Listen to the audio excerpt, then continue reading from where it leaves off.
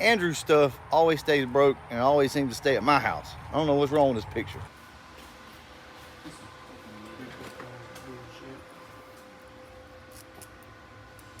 I don't like it. I don't like it at all. Do we need to start soldering connections? Mm-hmm. All right, we'll do that in just a second. All right, guys, so as you can see, Andrew got his pumps for the Lightning, so we're gonna be covering this tonight. We've also got my car on the rack. I'll go ahead and tell you guys, we're having a 2-3 shift flare. If you guys don't know what I'm talking about, it's like a slip in between second and third, so always drama, always something going on. I'm gonna pull the valve body out here in a few minutes in the servo. I've got a new servo ordered, not just the cover, an actual servo. We'll address that in a different video, but just know the car's running great, other than the little transmission flare. I guess I will go ahead and tell you guys, we didn't have this problem with Andrew's car, but I had to pull the servo out a couple times, so it's probably a servo related issue or either a valve body issue, like it's leaking or something. Either way, we'll cover that in a separate video, but tonight it's all about Andrew's truck. He had to buy a new gas tank. So if you guys don't know, a very popular mod, Andrew can elaborate a little bit more, is a factory gas tank cut down. What do they cut it down to, like 15 gallons? That one's probably around 12, 13. I think it's stupid. Yeah, it makes no sense. I mean, I don't... You cut the gas tank down to save weight and then put a subwoofer in it. It don't make no sense. Yeah, so I guess the Lightning guys cut these gas tanks down, and I'm going to be honest with you, it makes no sense to me. I understand the concept of it, but it's a lot of work for nothing, so it just makes no sense. So now you can't go on a long trip. You have to constantly fill up. So if you guys don't remember, Andrew's fuel pumps basically quit on him. I think it was a bad connection, but we went ahead. He got some new fuel pumps. So we're going to rewire all this stuff. He's getting aggravated over here. But we're raggedy. It's raggedy, but we're going to make it all work, guys.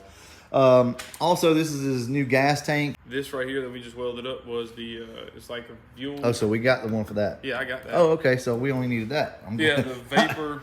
I'm glad he said something because I was about to weld this hole up too. Oh, no. That's fuel tank vapor valve. Okay, well, Something will be. this looks horrible, but look, trust me, it works. So basically, we couldn't find the fitting for this. He wants to get this thing back on the road. None of this stuff is hooked up. In other words, this sensor that he went and bought just to plug this hole is completely useless because it's actually not even on that gas tank that's in the truck. The tank that's in the truck, remember, has been cut down, so a lot of the stuff is just turned off in the computer. So we welded a washer up here for him. I just filled it in the center and welded it around the top. We're gonna smear some RTV around the top. It should be good. That shouldn't leak. Everything else looks pretty good. So we're just gonna focus on wiring up his pumps. And he should be good to go. Get this thing back on the road. We got Hunter here again. What's up? So, You guys want some free Sonic? Just hit Hunter up. hdchadwick@gmail.com. Is that right? It was pretty damn close. That's why I was like, say that again. Damn, where'd you buy those at? your toolbox. Raggedy bitch. So we're gonna wire this thing up real quick. Like Andrew's stressing, so let me get over here, try to help him out because he's got a mess here. So we got to basically reuse some of these little spades right here. But There's no one around us sells them. I don't went to like every store. yeah, basically nobody sells them.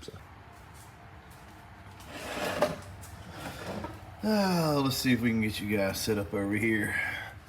Otherwise, this is going to be a super boring video, so I guess you can watch me solder. Give you guys kind of an idea of what's going on here. So this was the old connections.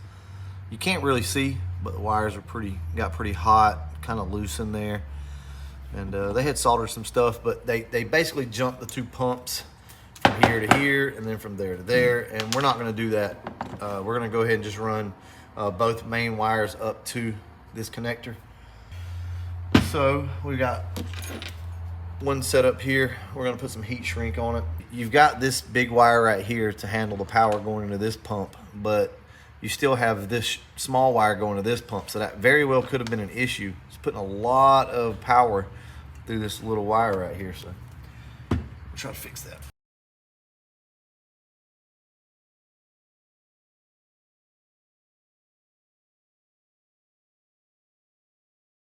Like if you've been having issues with soldering and soldering, whatever. It's soldering around here.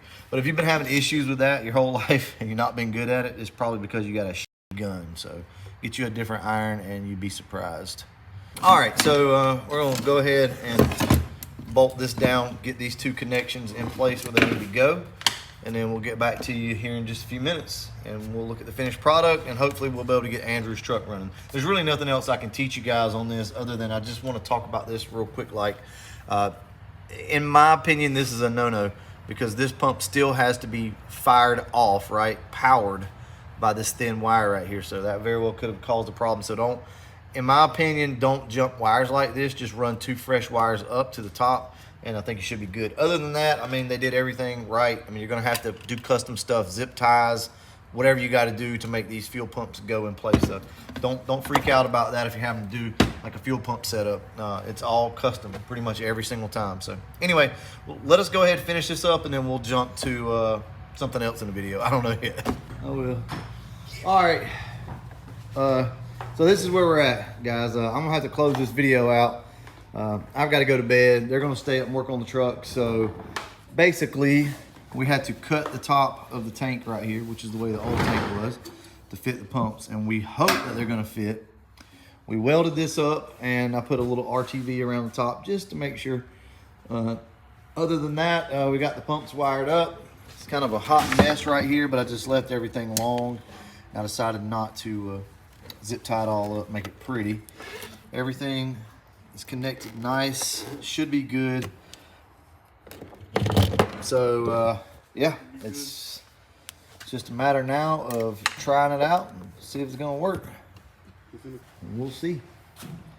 It's gonna be our first attempt without having to cut anything else. Yeah, and it's gonna be a tight fit. I mean, this thing more than likely just is not gonna fall in. But they're all aggravating. I can get that clamp in first, I don't know. Yep.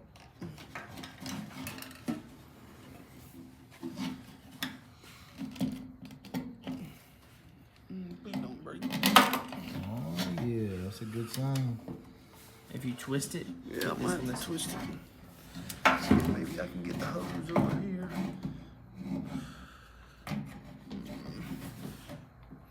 Hose clamp really needs to be twisted, Yeah. but I think it'll go. Yeah, if you can bend it in, it'll go. Nice. Almost. Always something, I swear. I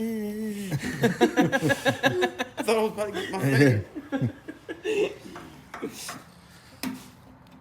Oh, I heard something pop. Now what else is going? Look at that. I think we got it. Right in there, good. Now. Now it's which way does it sit? Nobody knows. All right, guys. So we ended up having to cut this out a little bit more, as you can see.